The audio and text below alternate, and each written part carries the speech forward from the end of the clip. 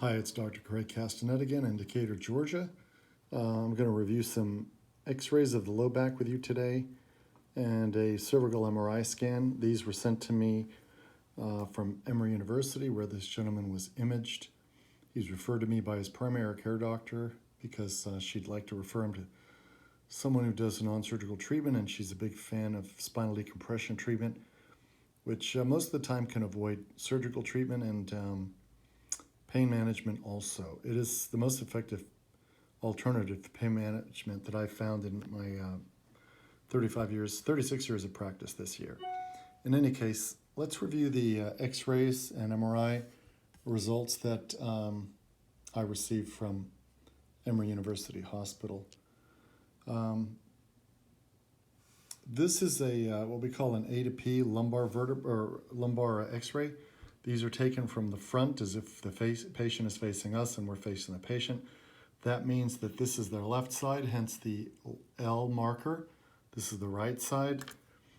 This looks like the spine is fairly straight. We see the normal pelvic anatomy here. We don't see the vertebrae all that well. This is probably a heavier gentleman, so that the soft tissue in aggregate is providing an awful lot of radio opacity over the bony anatomy, so it's harder to see, for example, the sacroiliac joints on each side. I don't think they're particularly sclerotic, meaning white relative to the rest of the tissues. It's just sort of all white, so we can't evaluate them too effectively. There are also hip joints here we typically see. I don't see those as well as is typical either. The spine itself is straight. We have usual gas patterns in the colon, and there's not too much remarkable about this. Usually we don't see a lot of value in the A to P view here. What's generally more helpful in terms of evaluation is the side from the or the view from the side, which is called the lateral view. So I'm going to go to the lateral view now in this direction. Here's the same patient. This time he's facing that direction. His back is over here. You see a skin fold here, so he is heavy, and you see a lot of soft tissue here, so he's probably overweight, to say the least. This is the sacrum at the bottom. This is the L5 vertebra. There's L4 above.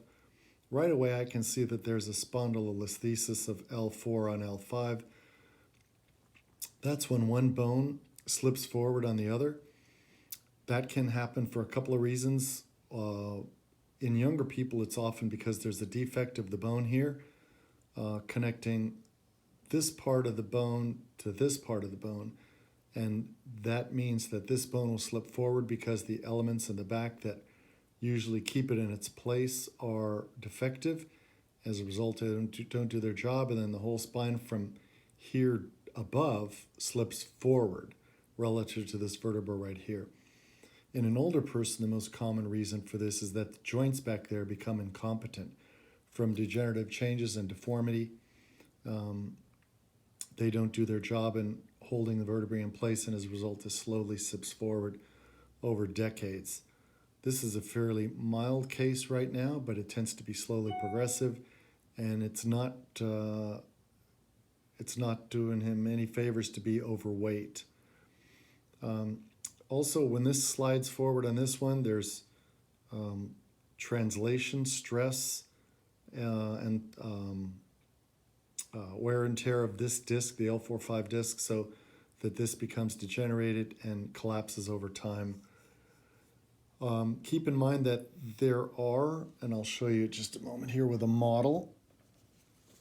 This is a model of the low back bones or vertebrae, and these are oriented like this. So you see from the side there's the big block in front, and then there's this back here. If I turn it on end, you can see there's a hole there. These holes have to line up because that's where the nerve roots run. If they don't line up because the vertebrae don't line up, then the poor little nerve roots have to come down the canal here, and then instead of being able to come just straight down the canal, they have to come around this to get to the next hole. That puts traction on them. And because this disc is also degenerating and may bulge out, the nerve root can get tractioned and hung up or impinged at this level there. So that's the problem with the low back. Usually you can treat these things non-surgically and get the patient pain relief for many years. At some point it'll progress to the point where it's maybe say 20 to 25% down that direction.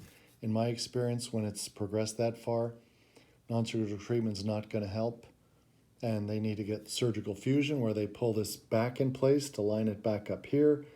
They put this back up, they put a little cage or plastic piece in there and a couple of screws throughout there to hold this back in place for the 6 months required before these fuse here.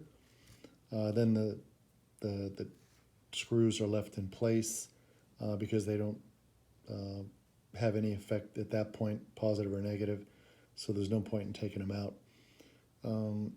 This gentleman, in all likelihood, though, has not progressed to that point, so he can probably be helped non-surgically.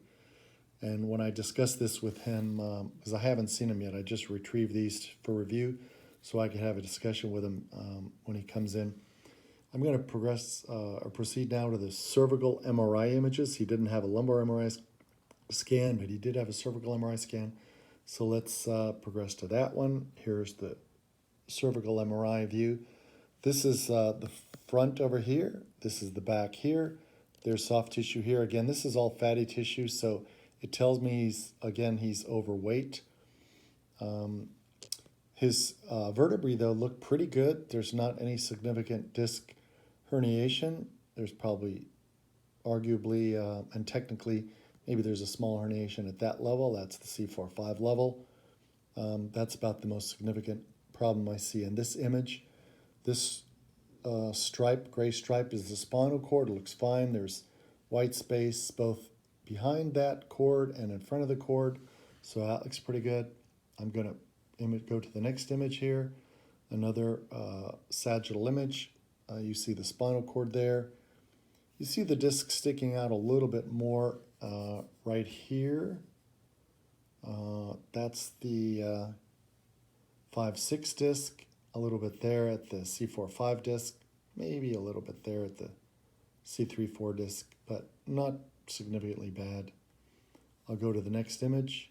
This is a cross-sectional image, so if you cut through this area here and you looked down at the canal, we're going to see the spinal cord in the center of the hole. We're going to see white space around the spinal cord.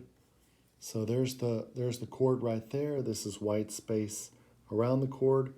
I made a copy of the most concerning image in cross-section. This dark material here is disc material, so it is bulging or herniated a little bit out here, a little more towards that side than here, but not severe in the least, not putting any significant pressure on the cord, deforming it. And I'll go to one last sagittal image here from the side. Again, more of the same as the previous images. The cord looks pretty good. There's space in front of the cord, space behind the cord, so it looks pretty good. There's a hint of a problem there at C4-5, but otherwise the other levels look fine in this particular slice. There again is the fatty tissue, so this would be a person that has probably a visible hump there in the region of the neck and quite a bit of fatty tissue. In any case, I would tell this gentleman, whatever the neck pain you're having now, there's not a significant anatomical problem. I can almost certainly treat you effectively. For the low back, we can try the treatment. It'll probably help at this point, but he's got to drop weight. If I was to give this guy an extra 50-pound barbell to carry on with him all day long, he'd be miserable. And likewise, he'll feel much better if he can drop 50 pounds off of his spine by losing body weight. Easier said than done, of course, but nonetheless has to be stated. And in the long term, that's important for him to know, both to slow down the progression of the slip as well as to be a better surgical candidate down the road if it comes to that. I'm Dr. Craig Castanet. I have 36 years of experience now in practice. I Spent 18 years in orthopedics, 5 years in a neurosurgical practice. Those were wonderful experiences, very enriching. I'm a chiropractor, but with a medical bias, and I provide a non-surgical alternative that I found to be the best in the way of non-surgical treatments after 36 years in practice. It's called spinal decompression. I do it for most patients with neck and back problems now. I'm in Decatur, Georgia. My number is 404-558-4015. If I can help you with your neck or back pain, give me a call. If you'd like to learn more, you can go to my website at backstrong.net.